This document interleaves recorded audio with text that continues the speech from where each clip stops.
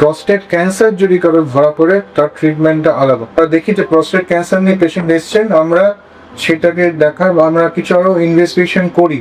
আমাদের হয়তো একটা PSMA পেট সিটি করে আমরা দেখি যে প্রস্টেট ক্যান্সার ছড়িয়ে গেছে কিনা। যদি দেখা গেছে যে প্রস্টেটের বাইরে প্রস্টেট ক্যান্সার ছড়িয়ে গেছে, বিশেষ করে যদি পেটের বিভিন্ন লিম্ফ নোডে ছড়িয়ে গেছে বা হাড়েতে ছড়িয়েছে, লাংস, লিভার, ব্রেন এগুলোতে ছড়িয়েছে, তাকে আমরা মেটাস্টেটিক ক্যান্সার বলি।